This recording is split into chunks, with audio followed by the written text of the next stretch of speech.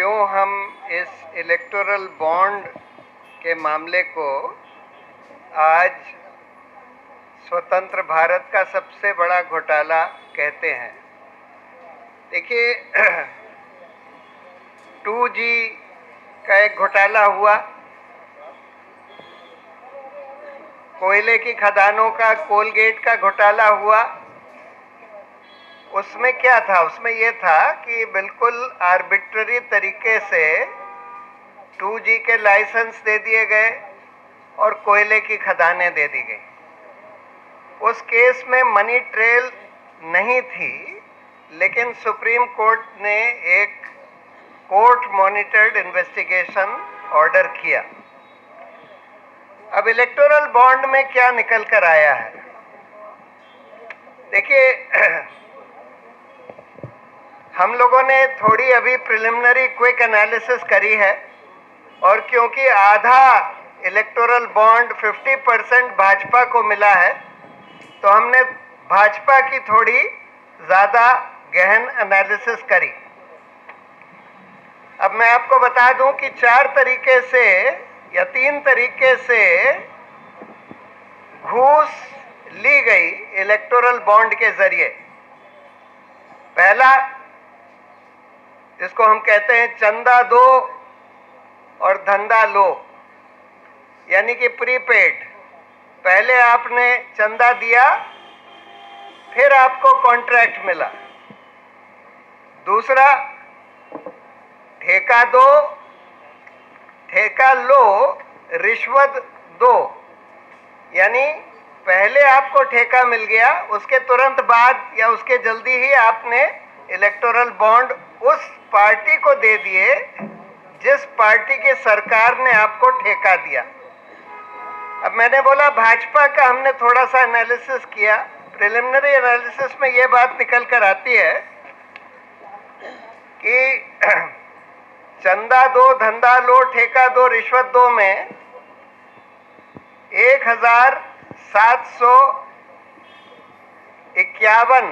1751 करोड़ के बॉन्ड दिए गए उन कंपनियों को जिनको भाजपा की सरकारों ने ठेके दिए। और ठेके कितने के दिए? 62,000 करोड़ के 62,000 करोड़ के ठेके दिए गए। अब देखिए, इसमें एक बात समझने की है, चाहे उसमें आपको या भाजपा को जो रिश्वत मिली by way of electoral bond, चाहे वो 1751 करोड़ ही रही हो, लेकिन कॉन्ट्रैक्ट 62,000 करोड़ के दिए गए उन कंपनियों को जिन्होंने ये इलेक्टोरल बॉन्ड दिए। अब क्यों हम कहते हैं कि कई लोग सोचते हैं कि भाई ये तो कंपनियों का पैसा है, उन्होंने दे दिया, उससे जनता का क्या लेना देना। ठीक से देखिए तो ये जनता का पैसा है, क्योंकि जनता का पैसा इन कंपनियों को, इन सरकारों ने जनता का पैसा ठेके के तौर पर दिया है और 62,000 करोड़ दिया है। और उसमें कितना अवैध दिया है ये तो कहा नहीं जा सकता कि मतलब अगर इसमें घूस की बात नहीं होती, चंदे की बात नहीं होती, तो ये 62,000 के कॉन्ट्रैक्ट हो सकता है 40,000 के ही होते, यानी हो सकता है 20,000 22,000 करोड़ जनता की जेब में से निकल गया इस 1751 करोड़ के बॉन्ड के नाम पर घूस देने के लिए। उसी तरह से बहुत सारी कंपनियां, 41 कंपनियां हैं जिनके ऊपर ईडी, आईटी या सीबीआई ने रेड करे और उन्होंने चंदा दिया। 2,471 करोड़ का चंदा इन 41 ग्रुप्स ने दिया जिनके ऊपर सीबीआई, ईडी या इनकम टैक्स के रेड हुए। और ये चंदा देने के बाद उस रेड का क्या हुआ? कोई फॉलो अप किया गया कि नहीं किया गया? उनको छोड़ दिया गया और अगर छोड़ दिया गया, जैसे कि नितिन ने बताया, वो जो फ्यूचर गेमिंग जिसने सबसे बड़ा चंदा दिया है, उनके बारे में तो सीएजी ने बता दिया था कि इन्होंने कई राज्यों को लूटा। अब उनके ऊपर ईडी ने 2023 में रेड करी, 2021 में, 2023 में इनकम टैक्स और ईडी की रेड होती है, और उन्होंने भाजपा को तुरंत 60 करोड़ का उस समय चंदा दे दिया। टोटल तो भाजपा को उन्होंने कई 100 करोड़ का चंदा दिया था। और उसके बाद अगर ये आप लोगों के छानबीन का काम है कि उसके बाद अगर ईडी और आईटी का एक्शन रुक गया, तो आप समझ लीजिए कि जनता का कितना नुकसान हुआ है। यानी कि हजारों करोड़ वो लूट रहे थे, उन्होंने उसके बाद कुछ 100 करोड़ का चंदा भाजपा को दे दिया, और फिर ईडी आईटी का एक्शन सब खत्म हो गया। तो यानी देश को, जनता को, पब्लिक एक्सचेकर को कितने हजार करोड़ का नुकसान हुआ उसके वजह से। मतलब ये वसूली का जो धंधा चल रहा था, इसमें पैसे तो 2,500 करोड़ मिले भाजपा को इलेक्टोरल बॉन्ड के जरिए, लेकिन इसमें कितने पैसे छोड़े गए जो जनता के पैसे थे, जो जनता के लिए वसूल होने चाहिए थे, उसका 5%, 2% लेकर बाकी पैसा छोड़ दिया गया। तो ये एक बहुत बड़ा सवाल है। देखिए, हम लोगों ने शुरू में जब बहस करी थी इस केस में, तो हम लोगों ने 3 ग्राउंड बोले थे। एक तो ये बोला था कि जनता के सूचना के अधिकार का ये हनन है, इस तरह के गुप्त बॉन्ड होना। दूसरा हमने बोला था कि ये करप्शन को, किकबैक्स को प्रमोट करेगा, और यही बात निकली, यही बात सुप्रीम कोर्ट ने अपने जजमेंट में बोली, और अब खुलासा होने के बाद यही बात निकल कर आ रही है कि करीब करीब आधा या उससे ज्यादा, आधे से ज्यादा पैसा जो इलेक्टोरल बॉन्ड के जरिए मिला है वो घूस के तौर पर मिला है। घूस आप ले सकते हैं ईडी का डर दिखा के, आईटी सीबीआई का डर दिखा के, या घूस आप ले सकते हैं कोई कॉन्ट्रैक्ट देकर, कोई पॉलिसी बदलकर। जैसे एक कंपनी के बारे में निकला था कि उनके फेवर में पॉलिसी बदल दी गई और उनसे इलेक्टोरल बॉन्ड ले लिए गए। तो ये तो देखिए, ये तो एक जांच का विषय है कि इस सब की जांच होनी चाहिए, क्योंकि ये इस आज़ाद भारत का सबसे बड़ा करप्शन स्कैम उजागर हुआ है, और इसमें बिल्कुल एक इंडिपेंडेंट जांच होनी चाहिए। और जो भी लोग इन्वॉल्व थे इसमें, कई तरह के ऑर्गेनाइजेशंस इन्वॉल्व थे, वो कंपनियां इन्वॉल्व थी जिन्होंने ये इलेक्टोरल बॉन्ड दिए और जिनको ठेके मिले, या जिनके ऊपर से ईडी का हाथ खींच लिया गया, ईडी, आईटी, सीबीआई का। उसमें कौन अधिकारी इन्वॉल्व थे, उसके बाद ईडी, आईटी और सीबीआई के लोग, जो लोग इसमें शरीक हो गए इस पूरी कॉन्स्पिरेसी में कि इनका इस्तेमाल करके हफ्ता वसूला जाए, मतलब ये पैसा वसूला जाए, तो वो कौन थे, और सरकार और भाजपा के कौन लोग थे जो इस पूरे ये ट्राइपार्टाइट कॉन्स्पिरेसी हुई। और अगर ठेका देने की, तो उसमें सरकार के और भाजपा के कौन लोग थे, और इन कंपनियों के कौन लोग थे जो उस कॉन्स्पिरेसी में, कि मतलब चंदा दो और ठेका लो वाली कॉन्स्पिरेसी में, जो कि सीधा सीधा प्रिवेंशन ऑफ करप्शन एक्ट में करप्शन होता है। तो ये चीज बाहर आनी चाहिए, इस पर पूरी तहकीकात होनी चाहिए। सवाल ये है कि तहकीकात करेगा कौन? जब इन एजेंसियों की ही तहकीकात होनी है तो कौन तहकीकात करेगा? ऑब्वियसली कोई इंडिपेंडेंट एसआईटी का गठन होना पड़ेगा अगर इसकी ईमानदारी से तहकीकात होनी है। लेकिन अभी तो आप लोगों को, आपकी सबकी ड्यूटी है कि इसकी पूरी छानबीन करिए कि भाई इन लोगों ने कब पैसा दिया, कब इनके ऊपर ईडी की रेड हुई या आईटी की रेड हुई, कब हाथ खींच लिया गया, उसके बाद कुछ हुआ कि नहीं हुआ। अभी तो हम यही बता सकते हैं कि भाई बहुत सारी ऐसी कंपनियां हैं जिनके ऊपर ईडी, आईटी का एक्शन हुआ, उन्होंने चंदा दे दिया, उसके बाद एग्जैक्टली क्या हुआ ये आप लोग पता लगा सकते हैं। तो लास्ट बार देखिए, सुप्रीम कोर्ट ने एक इंटरिम ऑर्डर दिया था 2019 में, और इसीलिए उन्होंने बोला है कि वो जो इंटरिम ऑर्डर की डेट थी 12 अप्रैल 2019, उसके बाद का ही डेटा उन्होंने ऑर्डर किया है देने के लिए। लेकिन उसके पहले के लिए सुप्रीम कोर्ट ने पार्टियों, इलेक्शन कमीशन को बोला था कि तुम पार्टी से पूछो कि उनको अभी तक जो बॉन्ड मिले हैं वो किसने दिए हैं, वो उनसे पूछो।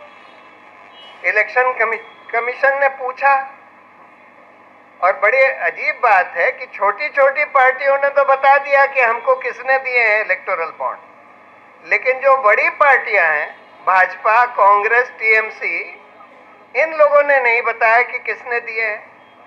और एक पार्टी ने तो, जेडीयू ने तो ये कह दिया कि हमारे यहाँ कोई दरवाजे के नीचे छोड़ गया था।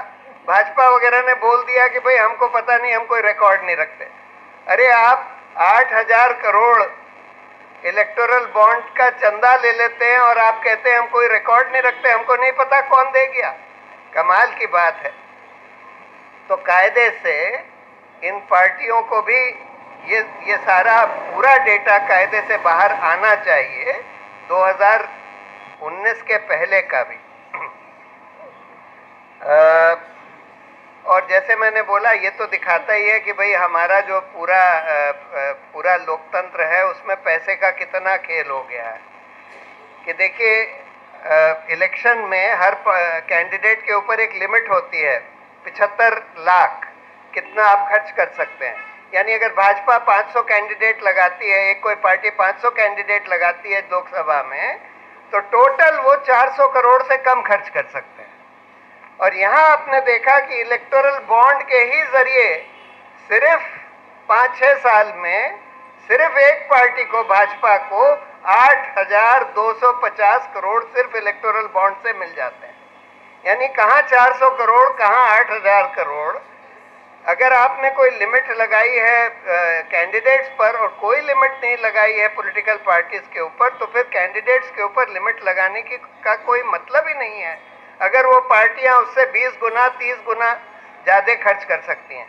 और जो वो कैश की बात कह रहे थे ना, कि भाई हम कैश ख़त्म करना चाहते थे पॉलिटिकल प्रोसेस से, इस वजह से हम इलेक्टोरल बॉन्ड लाए।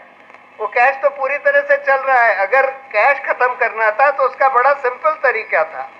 जब आपने डिमोनेटाइजेशन किया तो आपने बोला कि भाई हम कैशलेस इकोनॉमी बनाना चाहते हैं, यानी कि हम चाहते हैं कि लोग सिर्फ बैंक के ट्रांजैक्शन से पैसे का ट्रांजैक्शन लेन देन करें।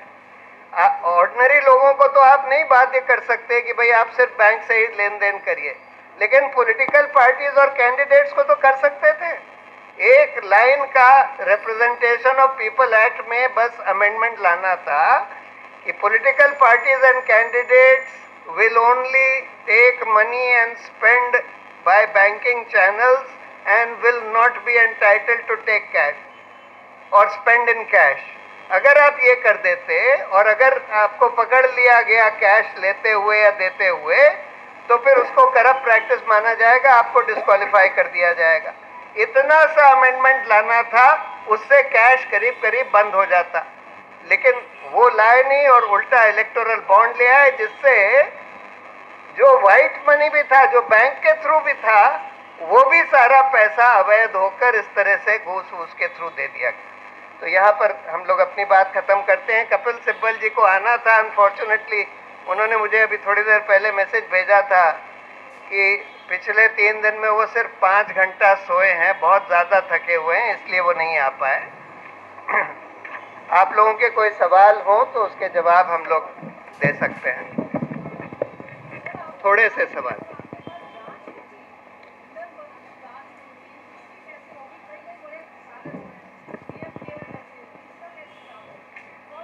नहीं, जांच, मैंने ये नहीं बोला जांच होगी, मैंने बोला जांच होनी चाहिए, होनी चाहिए।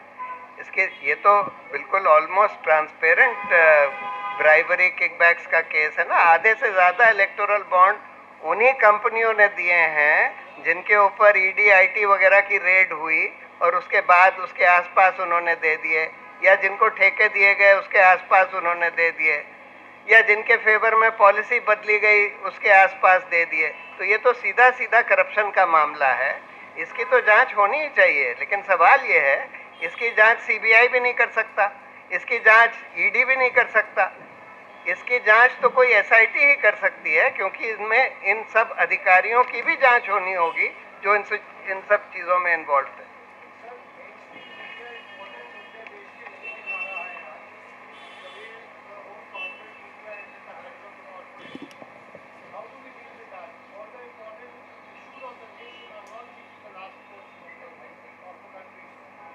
नहीं, that is very unfortunate. Unfortunately हुआ ही है। जैसे अब लेवल प्लेइंग फील्ड की बात है, देखिए आज तो प्लेइंग फील्ड बिल्कुल ही लेवल नहीं है।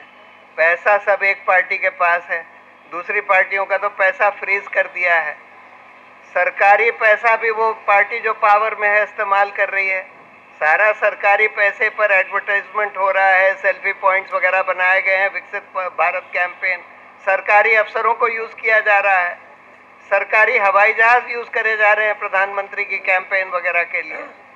और मीडिया जो है ज्यादातर सरकार के कंट्रोल में आ गई है। उन्होंने एडवर्टाइजमेंट्स के थ्रू या ईडी वगैरह का डर दिखाकर सबको कंट्रोल में ले लिया है। सिर्फ जो ऑल्टरनेट मीडिया है, जो आज मतलब मेन स्ट्रीम मीडिया में तो इक्के दुक्के हो सकते हैं, लेकिन ऑल्टरनेट मीडिया में लोग हैं, वो लोग काम कर रहे हैं, उसके जरिए कम से कम ये इंफॉर्मेशन लोगों तक पहुंचनी चाहिए। जो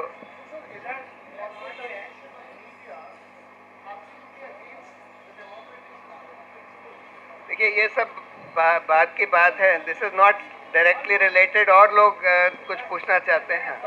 एक मिनट लेते हैं।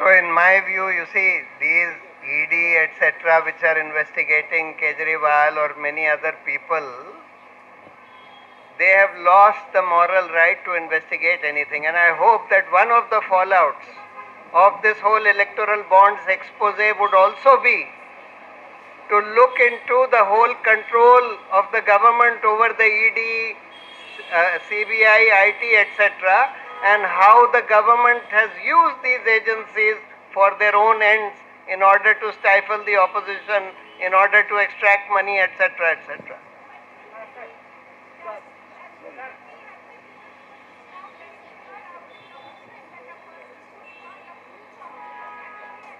I know, you see, now this is now for the people to judge. Our job, your job is only to put these facts before the people.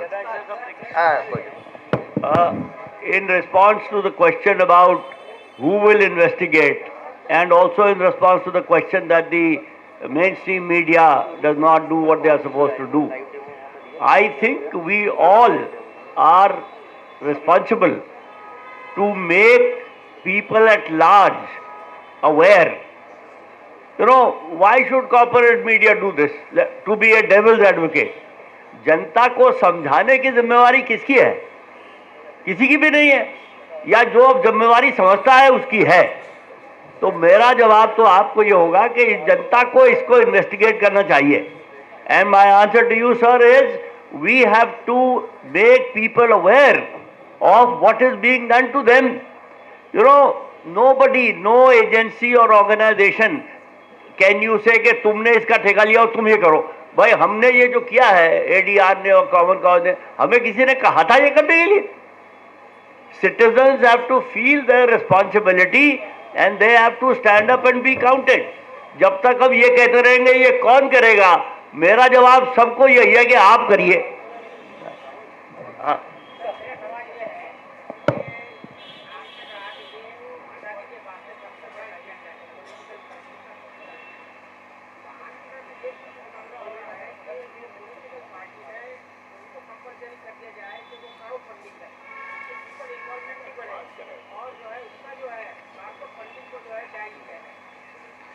यानी कॉरपोरेट फंडिंग को ब्राज़ील में तो ब्राज़ील के supreme court ने ban कर दिया था, जैसे कि ईवीएम्स को जर्मनी के कॉन्स्टिट्यूशनल कोर्ट ने बैन कर दिया, और यूरोप में करीब करीब सारी जगह ईवीएम्स खत्म हो गए।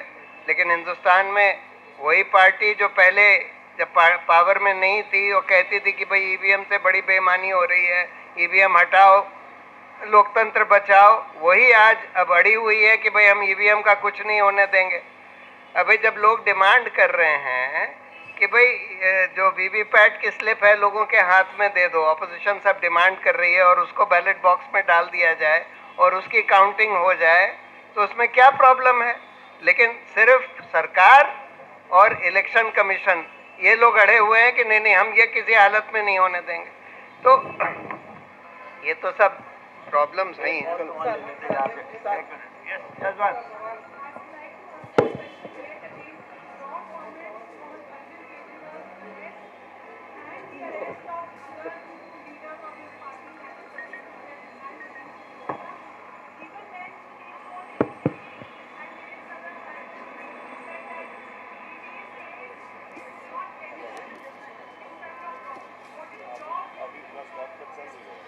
So you see, I do not know what really happened in this case. All that I know is, in this liquor case, all that I know is that there is no documentary evidence against Kejriwal or probably even against Manish Sisodia in this matter.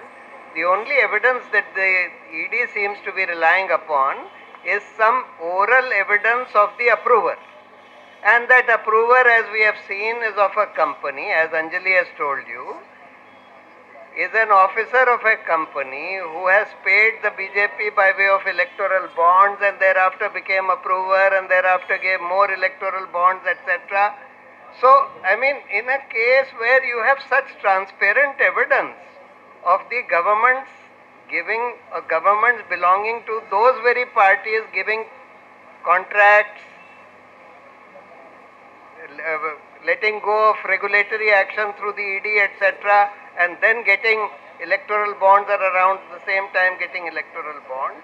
You are arresting a chief minister. In my view, it's totally wrong to arrest a chief minister on the eve of elections on the basis of such evidence of an approver.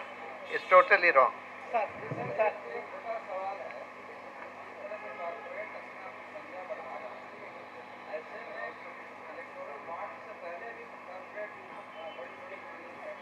हाँ वो तो कर रहा था। नहीं, वो तो बने हुए हैं। देखिए, इससे बस ये फर्क हुआ, पहले तो आपको फंडिंग जो आप करते थे, या तो आप कैश दीजिए, कैश तो अभी भी देते हैं, बहुत सारे लोग कैश देते हैं, या फिर आप बैंक के थ्रू दीजिए, जिसका आपको अपने कंपनी के रिकॉर्ड में बताना होगा कि आपने इतना पैसा इस पॉलिटिकल पार्टी को दिया। लेकिन ये जो इन्होंने इलेक्टोरल बॉन्ड से गुप्त बना लिया, इसकी वजह से घूसखोरी खूब चली, क्योंकि जब लोगों को पता नहीं लगेगा कि किसने किसको दिया, तब लोग सोचेंगे कि अच्छा हम घूस दे देते हैं, किसी को पता क्या लगेगा। हाँ, देखिए 2017 से पहले देश में राजनीतिक चंदे का सिस्टम ठीक नहीं था। हम लोग 25 साल से ये काम कर रहे हैं, 1999 से। अगर सब ठीक होता तो हम 2016 तक कुछ भी ना करते। 2017 में एक नई चीज आई थी, अब वो खत्म हो गई है, तो अब फिर वही काम शुरू होगा जो पहले से चल रहा था। नैतिक जिम्मेवारी कोई नहीं। आपको नैतिकता कहाँ है भैया? आपके पास है नैतिकता? तो भैया हम भी नैतिक है, आप भी नैतिक है, और कोई नहीं है तो क्या करें? नैतिकता की बात करना तो यार बिल्कुल टाइम वेस्ट करना है। ना कुछ नहीं भैया। हम असूलों को लागू करवाने की कोशिश